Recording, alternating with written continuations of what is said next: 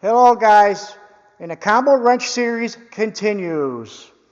This is episode 9. This is the 9th thing I've shown so far. I've shown Craftsman, the race panel ones, the new ones, Horasty, Duratec, Seda, Wen, Carlisle, Tecton, and Ulsa. Ulsa was yesterday. And today we got SK. And what we have left after this, I got 9 more after this. There's going to be 18 in total. I got Tone, Milwaukee, Capri, Craftsman's V-Series, Icon, Steelman Pro, Facom, Wright, and Genius coming up. There's going to be 18 in total. This is the 9th one. If you're new to the channel, I do a lot of mid-level tool reviews. I do probably, I do tons of them, guys, hundreds a year. I've been on YouTube now almost a year and a half, and I've been doing a lot of them. Mostly middle-of-the-road tools, some low and high-end sprinkled in, along with some Card Tech tips and small repairs. Okay, what we got here today? We got SK. SK is in the house. This is a 12-piece set. It goes 8 to 19 millimeter. It was around $83 on Amazon. I'll leave a link in the description below for you. 15-degree offset, 12-point box. Where was it made? Unfortunately, it's made in China. Damn shame. What's pulling up to the camera here? I do like the pouch it comes in. Very, very nice pouch. I always like the SK colors. I just wish it was made in USA, but hey, just another sad, sad story. If it was made in USA, they'd probably want about $300 for this set. I'm just thinking, but I could be wrong. But that's a turn on for me, but hey, I'm just trying to show you guys options and let you guys decide what's right for you. Here we go. The chrome's pretty nice on these, some of the best I've seen. I don't really like the little shadow it's got around the SK. Can you see the little shadow around the SK there? You can see it. That looks to me, nah, I don't like the looks of that. I've seen it on the other wrenches, so and like I said, it's made in China. Looks like it had to be buffed up more. I don't know. Well, other than that, the chrome was very, very nice. The ID markers are stamped, and they're in color. I do like that. The green ID markings are highly, highly visible.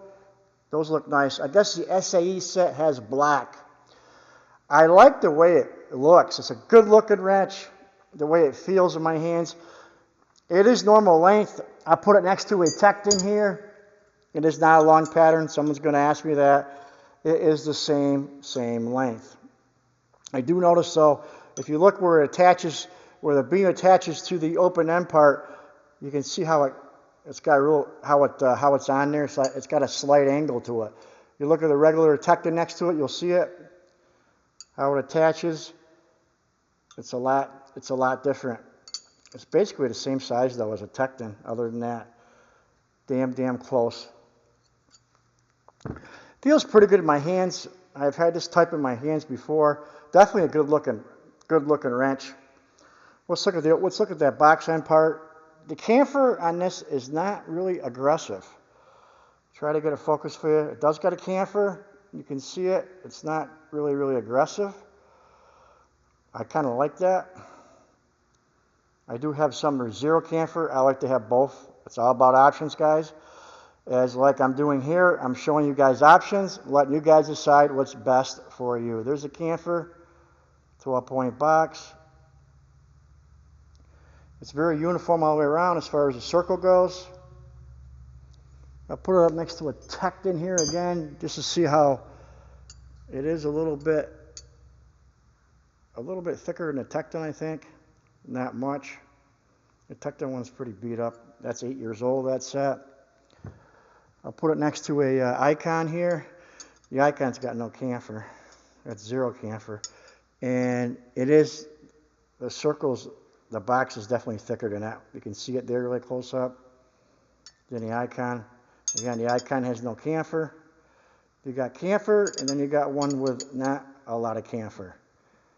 There's a two side by side, close look. And the Icon is also a long pattern, so it's not going to be as long. You'll see it there. Let's put a fashion on here to call this a meat and potatoes. Let's take a gander. SK is in the house. Oh, I just wish they were made in USA. I'm sure I'm not the only. I grew up with SK and Craftsman.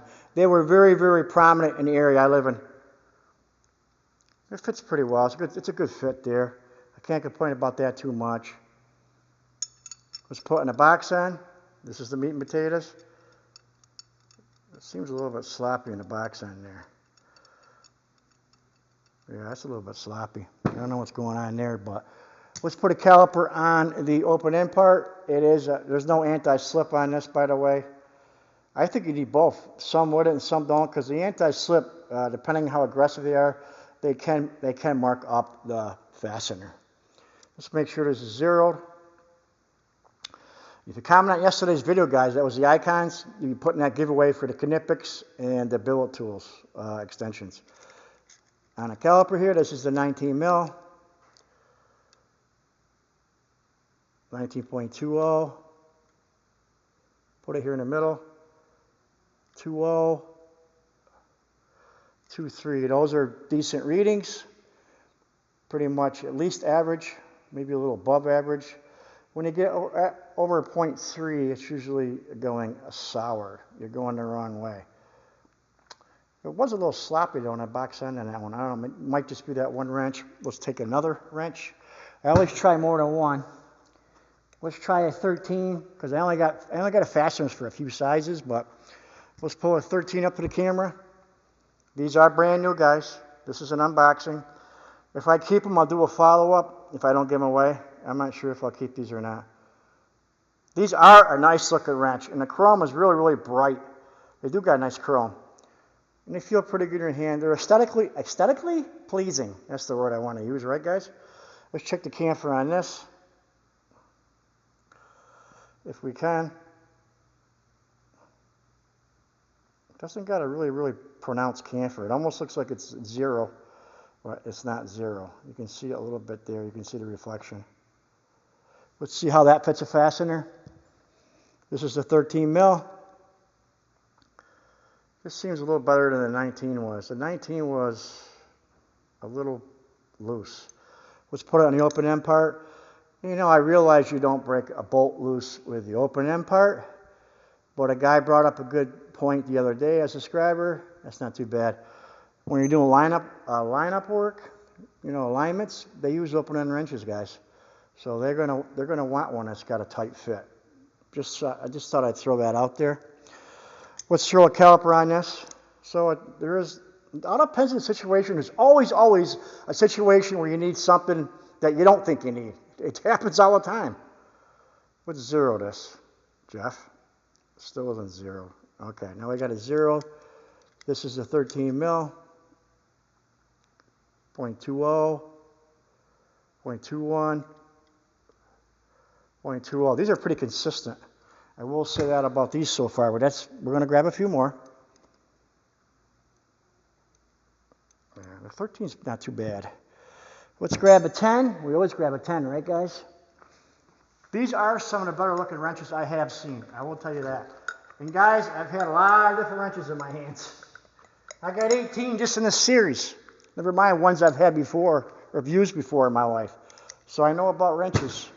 And I've always been considered myself a semi-pro. I've been working on cars, trucks, tractors, UTVs, tractors, even some airplanes, believe it or not. My friend had an airplane.